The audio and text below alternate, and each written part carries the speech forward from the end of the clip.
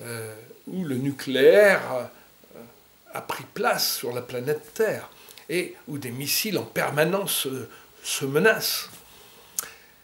Donc cet anéantissement mutuel potentiel existe à l'échelle individuelle. Donc si on n'est pas capable de se relier au grand tout, au grand cosmos, il y a un risque effectivement d'opposition. Alors que quand on est capable de faire un avec le grand tout, il se passe quelque chose d'assez phénoménal. Alors, moi qui ai été vraiment au feu, je peux vous en parler. Je sais ce que c'est que de me retrouver face à un milicien avec une Kalachnikov chargée qui va vous tirer dessus. C'est pas une bande dessinée, c'est pas l'imaginaire. Je l'ai vécu. L'officier que j'ai remplacé, il est réellement mort au poste de la colline 888 où j'étais affecté pour le remplacer. La nuit, j'ai effectivement entendu des tireurs de lance-roquettes ramper jusqu'à mon poste de sac de sable. J'entendais jusqu'à leur souffle derrière le sac de sable, juste avant qu'ils ne tirent. Donc j'ai vécu des choses assez particulières. Et quand vous avez votre copain qui est menacé devant vous et qui va se faire tuer, qui va se faire exécuter sous vos yeux, vous avez deux solutions. Soit vous mourrez avec lui, soit, comme on dit, vous laissez agir le grand tout. J'ai eu cette grâce de laisser agir le grand tout. Et j'ai sauvé la peau de mon copain. Alors vous comprenez bien que quand j'ai reçu cette citation à l'ordre de l'armée, c'est pas pour la breloque, c'est surtout la citation. Et je l'ai offerte à Maître Cazet, à mes professeurs. Parce que, sans eux, je n'aurais peut-être pas eu cette présence de conscience, cette conscience d'esprit, ce ameno takemusu du Buddha, c'est-à-dire cet esprit de guerrier de l'âme. Alors qu'en est-il? Eh bien, la notion de ki-ai, Nakanishi, un linguiste, en voyant ces idéogrammes que je vous ai montrés là, vous dirait « Oh ben c'est la même chose, ki-ai ou aiki, c'est la même chose. » Encore que, je connais une linguiste que je salue, que j'embrasse bien fort, Dominique Palmé, qui m'a tellement aidé dans les traductions, les premières traductions de 1987 à 96. Je t'embrasse, cher Dominique, j'espère vraiment que tu vas bien. Je t'oublie jamais. Et puis je pense à celle qui m'aide en ce moment, à Patricia Poiret, qui traduit si inlassablement, qui continue à traduire l'autobiographie de Nakanishi Takako, Seiyuno Sensei. Je t'embrasse aussi très fort, chère Patricia, j'espère que ta grande famille va bien. Alors je reviens à mon ki-ai, et vous, les linguistes, vous en savez quelque chose. Ces idéogrammes se ressemblent bien sûr. Mais pour Nakanishi, la ressemblance n'était que première. Ki-ai, pour elle, c'est la création. C'est l'origine de l'origine. Shinzui no Shinzui, répétait-elle souvent. À l'origine de l'origine, il y a ce que certains vont appeler scientifiquement un bouleversement magistral. Certains l'ont appelé le Big Bang, d'autres vont appeler ça autrement. Il y a cette puissance phénoménale qui se propulse. L'état de ki-ai, c'est la naissance, c'est l'énergie, le ki qui propulse quelque chose. Et bien, ce qui propulse, justement, c'est cette notion d'union des particules, les atomes, etc. Tout ça se bouleverse. Et arrivé dans la création, le feu créateur, aussi curieux que ça puisse paraître, engendre l'eau qui contient la vie. C'est pas le contraire. C'est pas l'eau qui arrive et qui engendre le feu. Vous voyez ce que je veux dire? C'est vraiment ça qui se passe. Et alors, dans la vie de tous les jours, j'entends souvent des gens qui me parlent d'Aïki par-ci, Aïki par-là. Mais comment voulez-vous, chers amis, Comment voulez-vous arriver à faire aïki avec quelqu'un qui est devant vous avec une kalachnikov chargée et qui va vous tuer si vous n'êtes pas vous-même en état de ki-aï? Et ça, je sais que la plupart des budokas, vous avez du mal à le comprendre. Alors, il y a beaucoup de gens, je leur en veux pas, vous voyez, je suis pas... Il y en a beaucoup qui s'instaurent sur Internet, instructeurs de Kototama, ils n'ont jamais de leur vie, ils n'ont rencontré Nakanishi Seiyun. Jamais. Je suis le seul occidental à avoir reçu un tout petit diplôme à parchemin de sa part, hier, en 1990, pour mon premier test de maîtrise du Kiai. Il n'y a pas de Russe, il n'y a pas d'Américain, il n'y a personne d'autre. C'est une certitude. Donc les gens qui racontent n'importe quoi sur Internet, ne faites pas ça. Vous vous souillez. Vous vous souillez vous-même, parce que vous trompez vos élèves. En plus, j'ai vu que certains vous faites payer à prix d'or des cours où il n'y a rien dedans. Ce sont des coquilles vides, vos cours. Vous parlez du Kototama, vraiment, là, elle dirait, ils utilisent kotoba. Ils utilisent le verbe blablabla. Bla, bla, bla. Mais il n'y a pas d'enracinement. Or, si vous ne maîtrisez pas la notion de sanmi ittai, et ça c'est valable pour tous les budokas. J'ai un instructeur que je salue, Emmerich, un instructeur de kendo, qui vient travailler. On passe notre temps, il pourrait vous le dire. On passe notre temps d'abord à travailler sur le nettoyage vibratoire, sur l'enracinement de la posture. Tant que cette posture n'est pas acquise, qu'est-ce que vous voulez faire comme kendo? Qu'est-ce que vous voulez faire comme aïkido? Qu'est-ce que vous voulez faire comme karaté-do? Vous ne ferez rien. C'est l'état de kiai qui est important. Vous aurez beau être champion du monde de kata, à faire des mouvements parfaits, linéaires et tout ce qu'on veut. Ce n'est pas ça qui va vous sauver face à quelqu'un qui a une kalachnikov et qui va vous tirer dessus. C'est autre chose. C'est la notion de monomie, par exemple. Combien de budokas sont capables de rester avec les yeux sans cligner des yeux? Combien? Observez-les dans les démonstrations, observez-les quand ils accomplissent des katas ou des combats.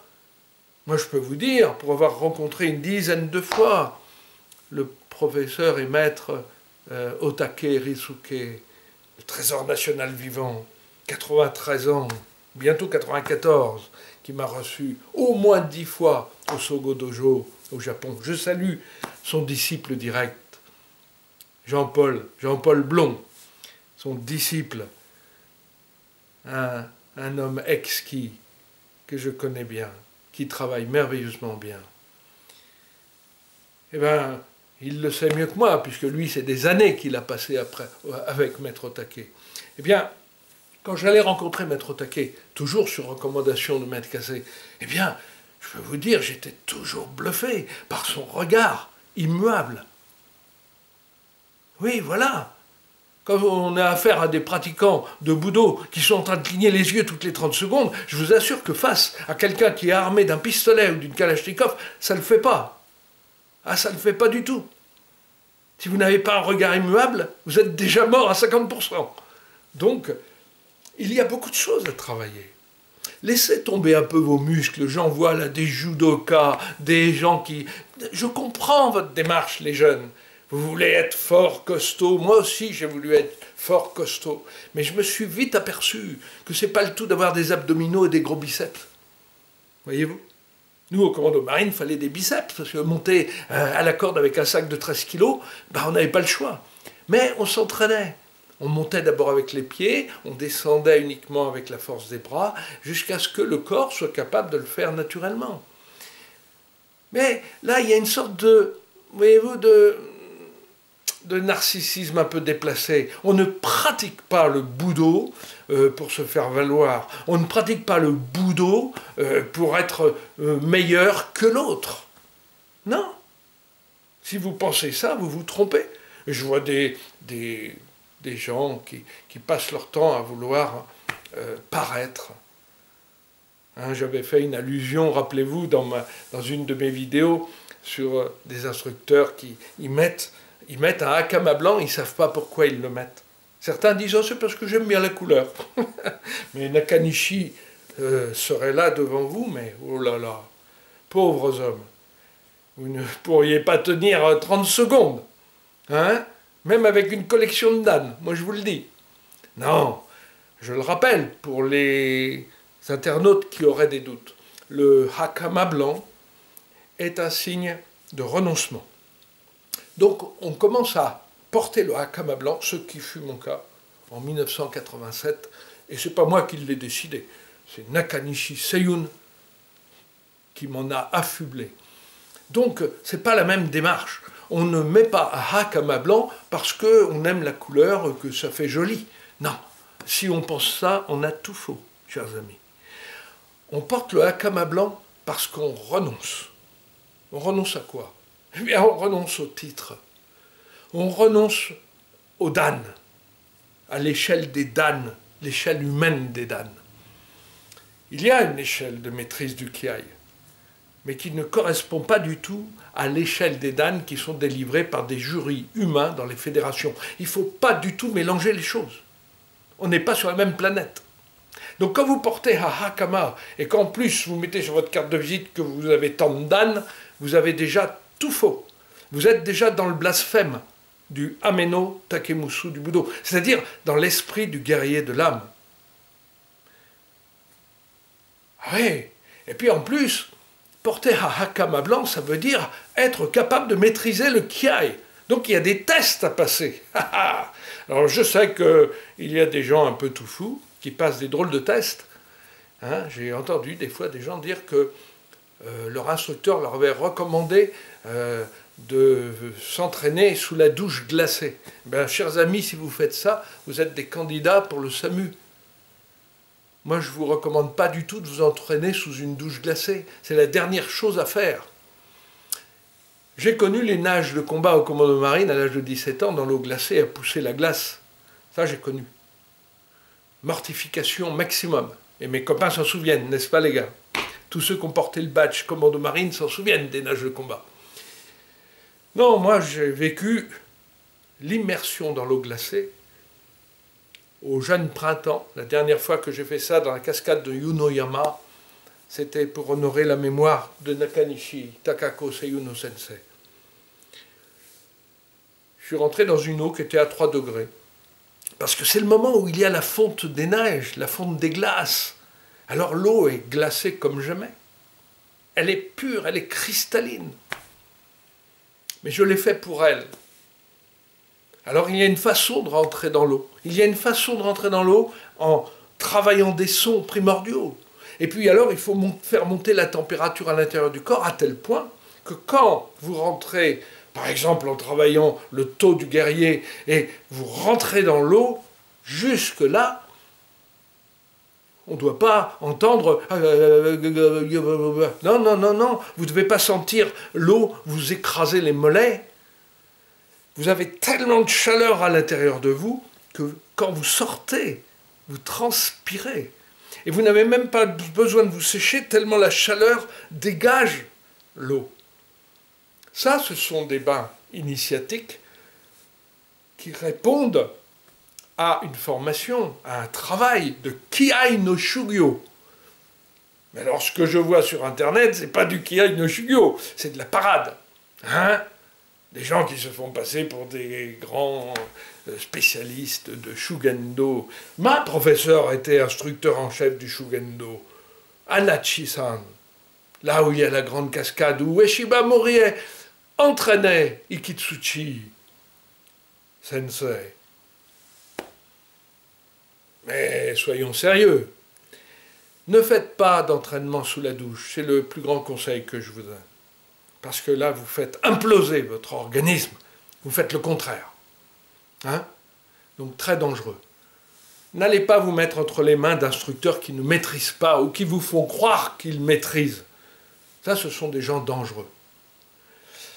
La véritable pratique du Hame no Takemusu est sans danger. Je touche du bois depuis, vous vous rendez compte, depuis 1977, non-stop que j'enseigne. Mais j'enseignais déjà depuis 1971 le karaté-do. Je n'ai jamais blessé un élève. Jamais. Ah, par contre, il y en a qui m'ont blessé. Ah, il y en a qui m'ont cassé des côtes, qui m'ont... Ah oui, oui, oui. tellement il ne se maîtrisait pas. Et alors, le problème, c'est que quand quelqu'un ne se maîtrise pas au dojo, il ne se maîtrise pas non plus dans la rue. Or, si vous voulez vous en sortir un jour, il vous faut absolument atteindre l'état de maîtrise. Donc vous devez être capable de maîtriser au millimètre près. Hein, ça doit être quelque chose de précis au millimètre, comme Kase Sensei nous enseignait. Makiwara, il disait, Bruno, ça de Makiwara, 1 an, pour 20 ans karaté, ça de Makiwara. Hein, un coup pénétrant, et puis un coup, 1 millimètre, mais la tension émotionnelle la même vitesse, la même puissance, autant d'aide.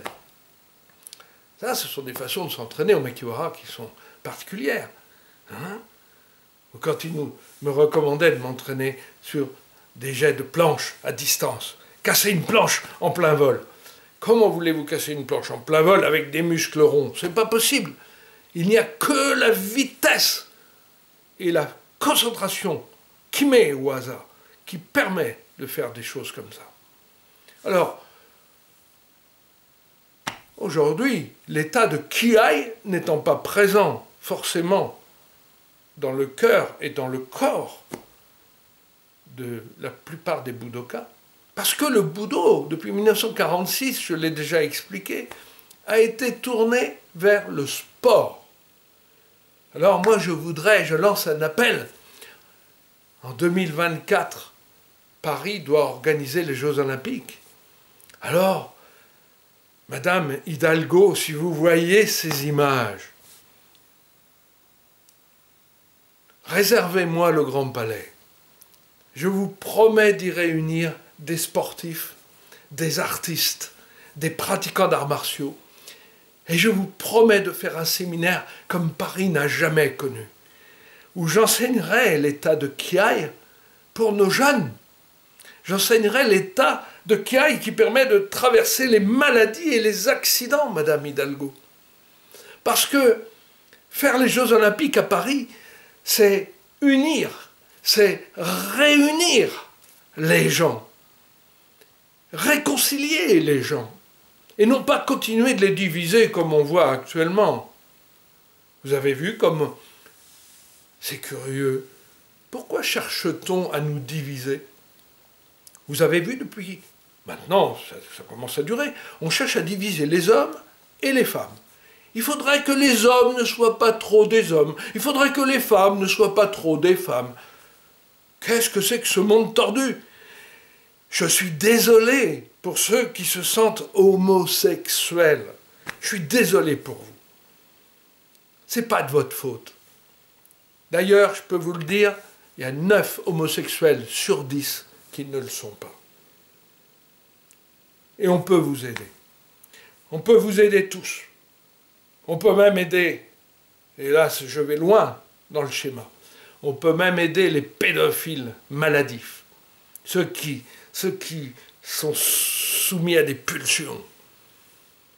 On peut les aider par la pratique. L'homosexualité n'est pas une fatalité. Ce qui est juste en ce monde, et je vais en choquer beaucoup, ce qui est la chance de ce monde, et je vais en choquer beaucoup, c'est l'hétérosexualité. C'est-à-dire des hommes avec un cœur immense et des femmes avec un cœur immense.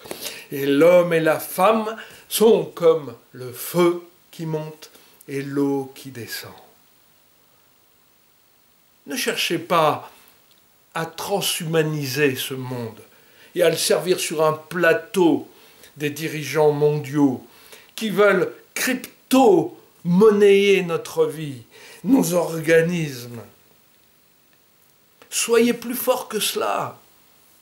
Soyez surtout intuitif et prémonitif. Hein?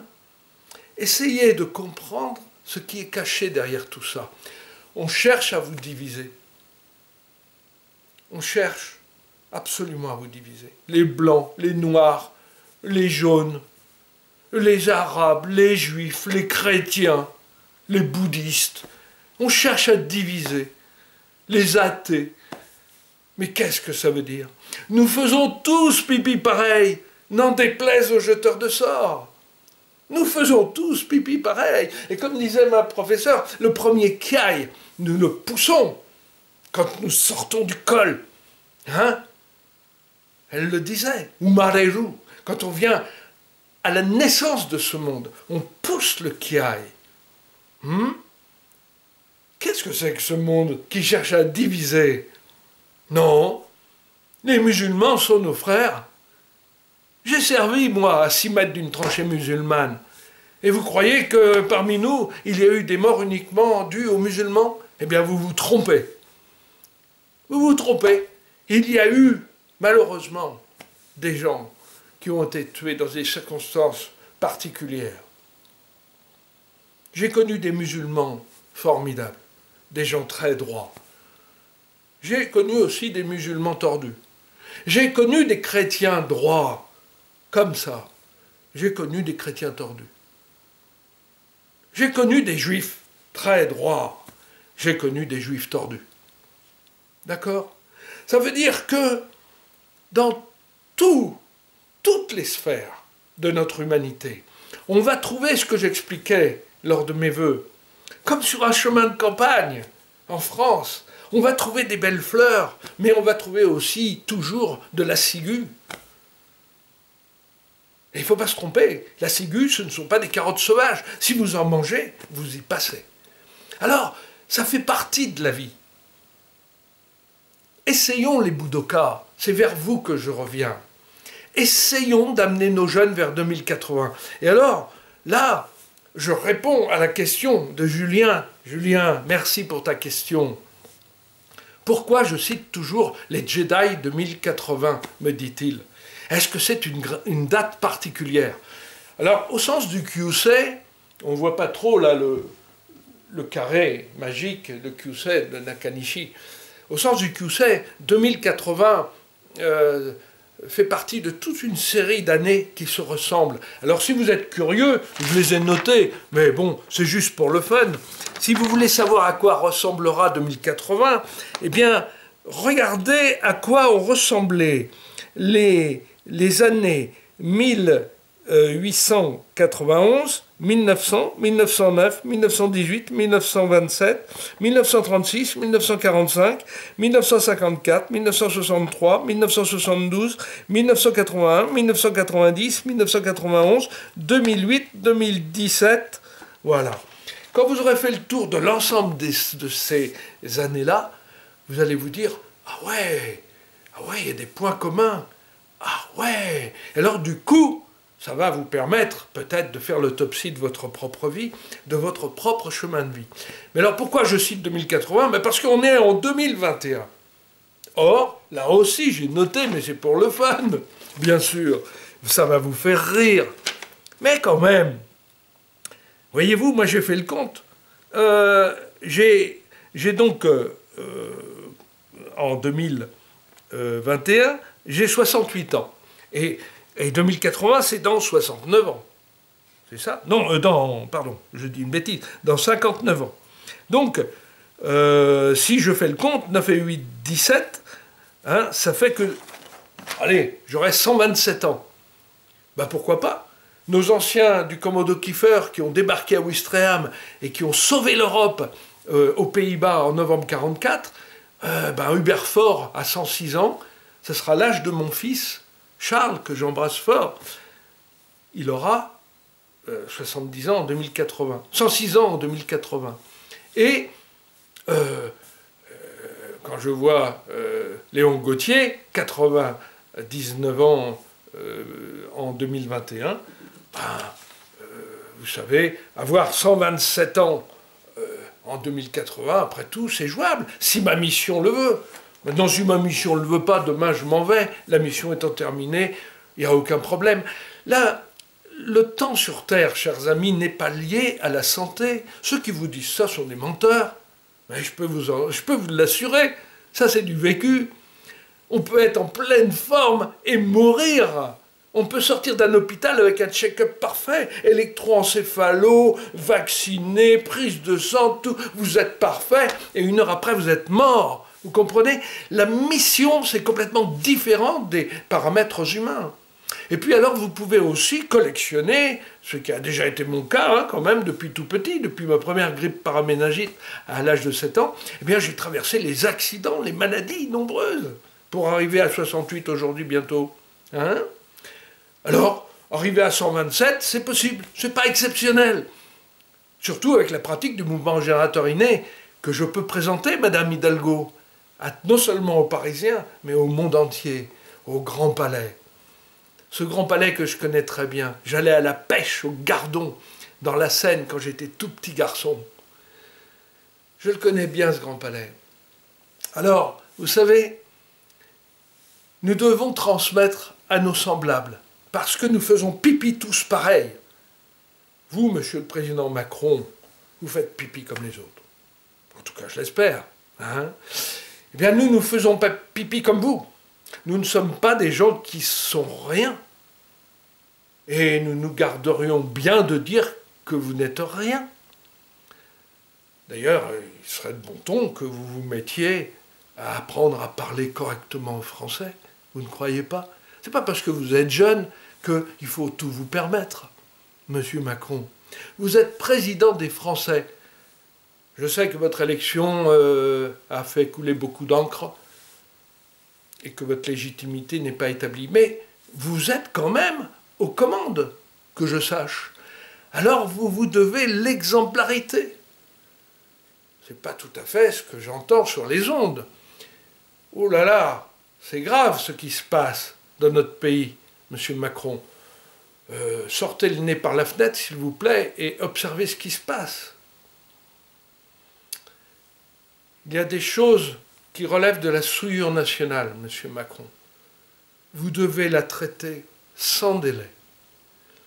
Je vous le dis vraiment avec assurance. J'ai porté plainte le 12 novembre 2020, le jour du 50e anniversaire de l'enterrement du général de Gaulle, auquel j'étais présent, à la garde du drapeau des fusiliers marins et commandos marines. Les images de l'INA en témoignent. Ce jour-là, ce 12 novembre 2020, j'ai déposé une plainte de 5 pages. Parce que les preuves sont innombrables de la manipulation nationale. Mais je dirais planétaire, hein, mais nationale, sûr. Alors il faut réagir vite, monsieur Macron. Il faut réagir vite parce que sinon, on va penser sincèrement que vous êtes complice de tout ce qui se prépare.